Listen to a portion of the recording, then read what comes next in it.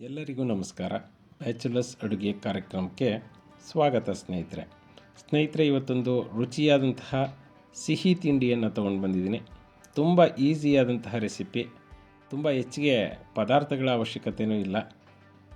ತುಂಬ ಪದಾರ್ಥಗಳನ್ನು ಉಪಯೋಗಿಸೋದು ಕೂಡ ನಾನು ಇವತ್ತು ಮಾಡ್ತಾಯಿಲ್ಲ. ಈ ಸಿಹಿ ತಿಂಡಿಯ ಹೆಸರು ಏನಪ್ಪ ಅಂತ ಹೇಳಿದ್ರೆ ಅಕ್ಕಿ ಹಿಟ್ಟಿನ ಸ್ವೀಟ್ ಅಥವಾ ರೈಸ್ ಫ್ಲೋರ್ ಸ್ವೀಟ್ ಅಂತಾರೆ. ಮಾಡೋದು ಹೇಗೆ ನೋಡ್ಕೊಂಬರೋಣ ಬನ್ನಿ. ಮೊದಲನೇದಾಗಿ 2 ಕಪ್ನಷ್ಟು ಅಕ್ಕಿ ಹಿಟ್ಟನ್ನು ತೊಗೊಂಡಿದ್ದೀನಿ. ಅದನ್ನು ಒಂದು ತವಾದಲ್ಲಿ ಕ್ಲೀನಾಗಿ ಬಿಸಿ ಮಾಡ್ಕೊಳ್ಳೋಣ. ತುಂಬ ಏನು ಜಾಸ್ತಿ ಸುಡಬೇಕಾದಂತಹ ಅಗತ್ಯತೆ ಇಲ್ಲ. ನೋಡಿ, ಬಿಸಿ ಆದರೆ ಸಾಕು ಸ್ನೇಹಿತರೆ. ಈಗ ಇದನ್ನು ಮತ್ತೊಂದು ಪಾತ್ರೆಗೆ ಶಿಫ್ಟ್ ಮಾಡ್ಕೊಳ್ತಾ ಇದ್ದೀನಿ, ಮತ್ತೊಂದು ಬೌಲ್ಗೆ. ಈ ರೆಸಿಪಿಯನ್ನು ಮಾಡಬೇಕಾದ್ರೆ ಒಂದು ನೆನಪಲ್ಲಿರಲಿ ಸ್ನೇಹಿತರೆ, ಈ ಅಕ್ಕಿ ಹಿಟ್ಟನ್ನು ಹುರ್ಕೋಬೇಕಾದ್ರೆ ಅದು ಘಮ್ ಅಂತ ಸ್ಮೆಲ್ ಬರಬೇಕು. ಆ ನಂತರನೇ ಇದನ್ನು ತೆಗಿಬೇಕು. ನಂತರ ಮತ್ತೊಂದು ಬಾಣಲಿಯನ್ನು ತೊಗೊಂಡು ಇದಕ್ಕೆ ಸುಮಾರು 4 ಕಪ್ಗಳಷ್ಟು ಹಾಲನ್ನು ಹಾಕಬೇಕು. 3 ಕಪ್ ಹಾಕಿದ್ರೂ ಕೂಡ ಸಾಕಾಗುತ್ತೆ. ಜಾಸ್ತಿ ಚೆನ್ನಾಗಿರಲಿ ಅಂದರೆ 4 ಕಪ್ ಹಾಕಬೇಕು. ಇದಕ್ಕೆ 1 ಕಪ್ನಷ್ಟು ಸಕ್ಕರೆ, ಹಾಗೆ 1 ಟೇಬಲ್ ಸ್ಪೂನಷ್ಟು ತುಪ್ಪನೂ ಅಷ್ಟೇ ಸ್ನೇಹಿತರೆ. ಹೆಚ್ಚಿಗೆ ಹಾಕಿದ್ರೆ ಏನು ಪ್ರಾಬ್ಲಮ್ ಇಲ್ಲ, ಚೆನ್ನಾಗಿರುತ್ತೆ. ಎಣ್ಣೆ ಕೂಡ ಯೂಸ್ ಮಾಡ್ಬೋದು, ಆದರೆ ಸ್ಮೆಲ್ ಬರುತ್ತೆ ಅನ್ನೋ ಕಾರಣಕ್ಕೋಸ್ಕರ ಎಣ್ಣೆಯನ್ನು ಇಲ್ಲಿ ನಾವು ಯೂಸ್ ಮಾಡ್ತಾ ಇಲ್ಲ ಸ್ನೇಹಿತರೆ. ನಂತರ ಘಮಕ್ಕೋಸ್ಕರ ನಾವಿಲ್ಲಿ ಏಲಕ್ಕಿ ಪುಡಿಯನ್ನು ಹಾಕ್ಕೊಳ್ತಾ ಇದ್ದೀವಿ. ಇದನ್ನು ಕೂಡ 1 ಟೇಬಲ್ ಸ್ಪೂನಷ್ಟು ಹಾಕಿದ್ದೀನಿ.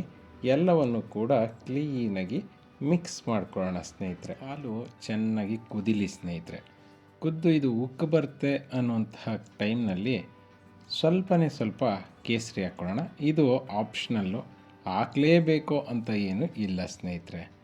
ನಂತರ ಇದನ್ನೆಲ್ಲನೂ ಮಿಕ್ಸ್ ಮಾಡಿಕೊಂಡು ಇದಕ್ಕೆ ನಿಧಾನವಾಗಿ ಸ್ವಲ್ಪನೇ ನಾವು ಹುರಿದಿಟ್ಕೊಂಡಿರುವಂತಹ ಒಂದು ಅಕ್ಕಿ ಹಿಟ್ಟನ್ನು ಹಾಕ್ಕೊಳ್ಳೋಣ.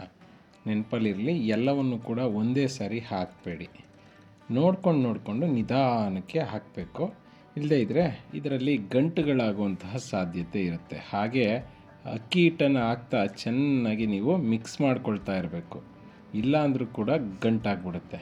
ಸೊ ಈ ಒಂದು ಪ್ರೊಸೀಜರ್ ತುಂಬಾ ಮುಖ್ಯ ಈ ರೆಸಿಪಿಯನ್ನು ಮಾಡಬೇಕಾದ್ರೆ. ನೋಡಿ, ಈಗ ನಾನು ಯಾವ ರೀತಿಯಲ್ಲಿ ಇದನ್ನು ಮಿಕ್ಸ್ ಮಾಡ್ಕೊಳ್ತಾ ಇದ್ದೀನೋ ಆ ರೀತಿಯಲ್ಲಿ ಎಲ್ಲ ಕಡೆಯಿಂದನೂ ಕೂಡ ನೀವು ಮಿಕ್ಸ್ ಮಾಡ್ಕೋಬೇಕಾಗತ್ತೆ. ನಂತರ ಇದಕ್ಕೆ ಒಂದಿಲ್ಲ ಅಂದರೆ 2 ಟೇಬಲ್ ಸ್ಪೂನಷ್ಟು ತುಪ್ಪವನ್ನು ಅಥವಾ ಎಣ್ಣೆಯನ್ನು ಹಾಕ್ಕೋಬೋದು ಸ್ನೇಹಿತರೆ. ಹಾಕ್ಕೊಂಡು ಮತ್ತೆ ಮಿಕ್ಸ್ ಮಾಡಿ. ನೋಡಿ, ಈಗ ಅರ್ಧ ಪ್ರೊಸೀಜರ್ ಮುಗೀತು. ಸೊ ಈಗ ಸಕ್ಕರೆ ಪುಡಿಯನ್ನು ಅಥವಾ ಸಕ್ಕರೆಯನ್ನು ಪುಡಿ ಮಾಡಿಕೊಂಡು ತೊಗೊಂಡು ಬರಬೇಕಾಗತ್ತೆ. ನಿಮಗೆ ಈಗ ಯಾವ ಶೇಪ್ನಲ್ಲಿ ಬೇಕೋ ಆ ಶೇಪ್ನಲ್ಲಿ ಈ ಒಂದು ಉಂಡೆಗಳನ್ನು ರೆಡಿ ಮಾಡ್ಕೋಬೇಕಾಗತ್ತೆ. ನಾನಿಲ್ಲಿ ನೋಡಿ ಈ ರೀತಿಯಲ್ಲಿ ಪೇಡ ಯಾವ ರೀತಿಯಲ್ಲಿ ಬರುತ್ತೋ ಆ ರೀತಿಯಲ್ಲಿ ಮಾಡ್ಕೊಳ್ಳೋಣ ಅಂತ ಅಂದ್ಕೊಂಡಿದ್ದೀವಿ. ಸೊ ಹಾಗಾಗಿ ಉಂಡೆಗಳನ್ನು ಕಟ್ಟಿ ನಂತರ ಇದನ್ನು ಹಾಗೆ ಸ್ವಲ್ಪ ಪ್ರೆಸ್ ಮಾಡಿದ್ರೆ ನೋಡಿ ಆಕಾರಕ್ಕೆ ಬಂತು. ಈಗ ಸಕ್ಕರೆಯಲ್ಲಿ ಸಂಪೂರ್ಣವಾಗಿ ಇದನ್ನು ಹಜ್ಜಿ ಎತ್ತಿದ್ರೆ ಮುಗೀತು ಸ್ನೇಹಿತರೆ. ರೆಸಿಪಿ ರೆಡಿ ಆಯಿತು. ಇದಕ್ಕೆ ಬೇಕಂದರೆ ನೀವು ಒಂದು ಗೋಡಂಬಿಯನ್ನು ಒಳಗಡೆ ಹಾಕಿದ್ರೆ ನೋಡೋದಕ್ಕೆ ಲುಕ್ ಆಗಿರುತ್ತೆ ಸ್ನೇಹಿತರೆ. ಫ್ರೈ ಮಾಡಿ ಗೋಡಂಬಿಯನ್ನು ಹಾಕಿದ್ರೆ ಇನ್ನೂ ಚೆನ್ನಾಗಿರುತ್ತೆ ಸ್ನೇಹಿತರೆ. ಹೀಗೆ ಎಲ್ಲವನ್ನು ಕೂಡ ಮಾಡ್ಕೊಂಬರೋಣ. ನೋಡ್ತಾ ಇದ್ದೀರಲ್ಲ ಸ್ನೇಹಿತರೆ, ತುಂಬಾ ಟೇಸ್ಟಿಯಾದಂತಹ ಒಂದು ರೈಸ್ ಫ್ಲೋರ್ ಸ್ವೀಟ್ ರೆಡಿ ಆಯಿತು. ತುಂಬ ಈಸಿ, ಹಾಗೆ ತುಂಬ ಟೇಸ್ಟಿಯಾಗಿರುತ್ತೆ. ಒಮ್ಮೆ ಟ್ರೈ ಮಾಡಿ. ಇದನ್ನು ಬೇಕಾದರೆ ನೀವು 2ರಿಂದ 3 ದಿವಸಗಳ ಕಾಲ ಹಾಗೆ ಇಟ್ಕೊಂಡು ತಿನ್ನಬಹುದು. ತುಂಬಾ ಟೇಸ್ಟಿಯಾಗಿರುತ್ತೆ. ಇವತ್ತು ನಾವು ಮಾಡಿದಂಥ ಈ ಸಣ್ಣ ಪ್ರಯತ್ನ ನಿಮಗೆಲ್ಲ ಇಷ್ಟ ಆಯಿತು ಅಂದ್ಕೊಳ್ತೀನಿ.